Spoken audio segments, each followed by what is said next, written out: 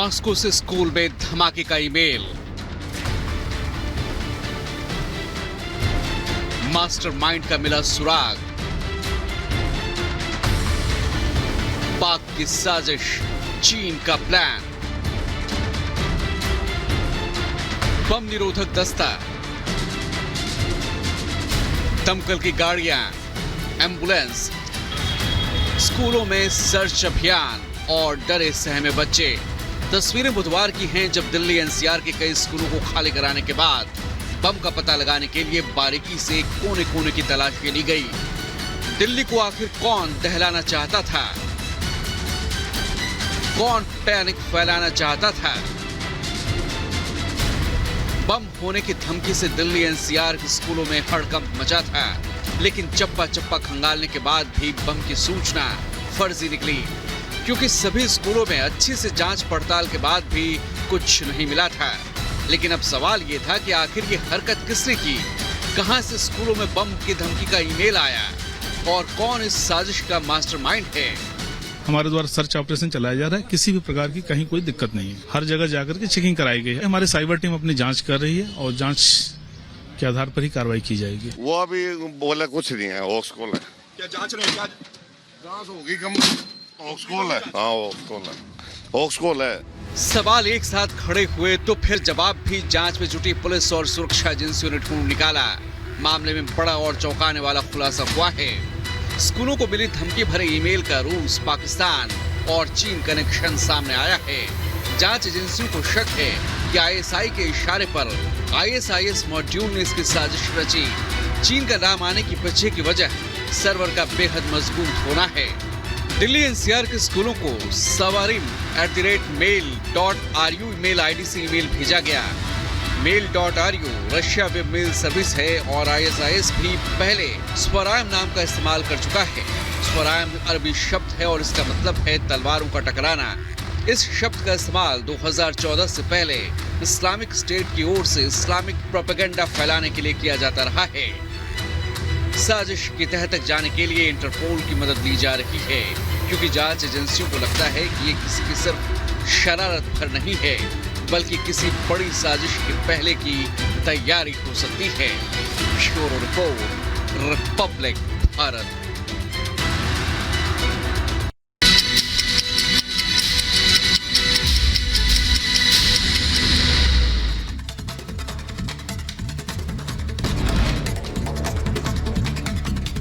PM Modi आज गुजरात दौरे पर रहेंगे। गुजरात में 4 जनसभाओं को संबोधित करेंगे। पहली सभा सुबह 11 बजे आनंद के शास्त्री ग्राउंड में होगी। दूसरी सभा बड़वाड़ में करेंगे। इसके बाद जूनागढ़ और जामनगर में रैली को संबोधित करेंगे। गृहमंत्री अमित शाह यूपी के दौरे पर रहेंगे। बरेली, बदायूं और सीतापुर में जनसभा को संबोधित करेंगे और इसके बाद लखनऊ में 5वें चरण की सीटों की तैयारियों को लेकर संगठनात्मक बैठक करके लोकसभा की तैयारियों की समीक्षा करेंगे।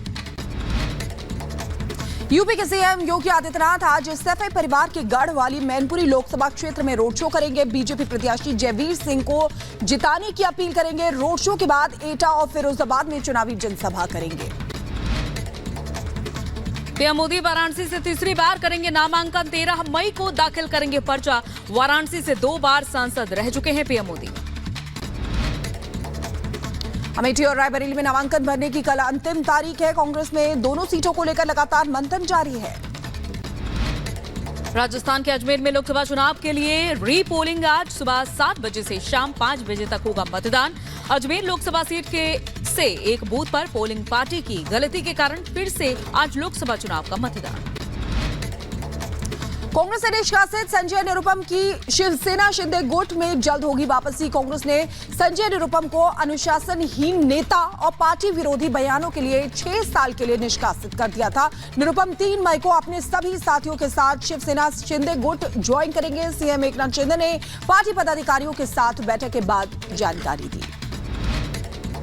यूपी के गाजीपुर में सपा प्रत्याशी अफजाल अंसारी का बड़ा बयान। अफजाल ने माफिया मुख्तार अंसारी की तुलना देश के शहीदों से कर दी। अफजाल ने सुखदेव, भगत सिंह, चंद्रशेखर आजाद से मुख्तार अंसारी की तुलना कर दी।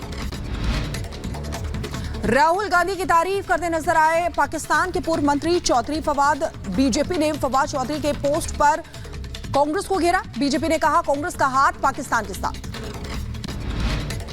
यूपी के मुजफ्फरनगर में पुलिस और शातिर चोर गिरोह के बीच मुठभेड़ हो गई। 2 शातिर चोर गोली लगने से घायल, तीसरा साथी पुलिस को चकमा देकर फरार हुआ। घायलों से तमंचा, बाइक और 2 लाख की नकदी बरामद हुई।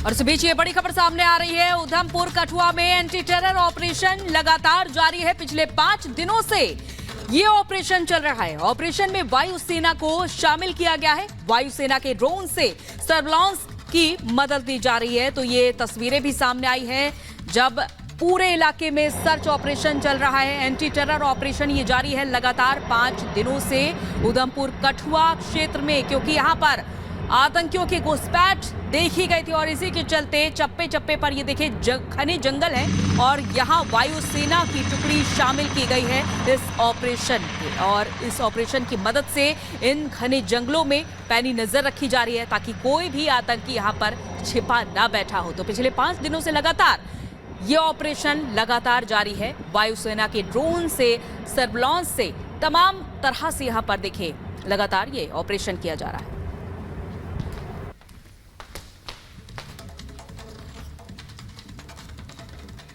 और कांग्रेस छोड़ने के बाद संजय निरुपम ने तय किया नया सियासी ठिकाना।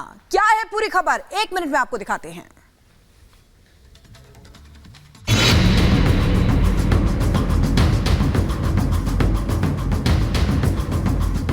हाल ही में कांग्रेस से इस्तीफा देने वाले संजय निरुपम ने आखिरकार अपना नया सियासी ठिकाना तय कर लिया। संजय निरुपम सीएम एकनाथ शिंदे के नेतृत्व वाली शिवसेना में शामिल होंगे। शिवसेना में वापसी को संजय निरुपम ने अपनी घर वापसी करार दिया। परसों मैं अपने सभी साथियों के साथ शिवसेना में दोपहर बाद कोई एक टाइम तय होगा, मुख्यमंत्री जी की उपस्थिति में प्रवेश करूंगा। हाँ, प्रवेश करना मतलब ज्वाइन करना ही होता है। जब पार्टी ज्वाइन करेंगे तो पार्टी के जितने भी उम्मीदवार होंगे, सारे उम्मीदवारों के लिए जोरदार तरीके से प्रचार किया जाएगा और शिवसेना का एक एक उम्मीदवार चुनकर के आए, इसके लिए पूरा प्रयत्न किया जाएगा।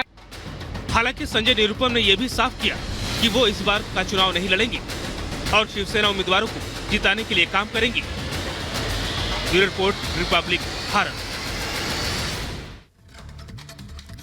और इधर नई दिल्ली की जनता लोकसभा चुनाव को लेकर क्या हिंट दे रही है, देखिए हमारे सहयोगी लोमस की रिपोर्ट। चुनावी सरगर्मी तेज हो चुकी है और अभी हम नई दिल्ली में मौजूद हैं। क्या इस बार रुख है?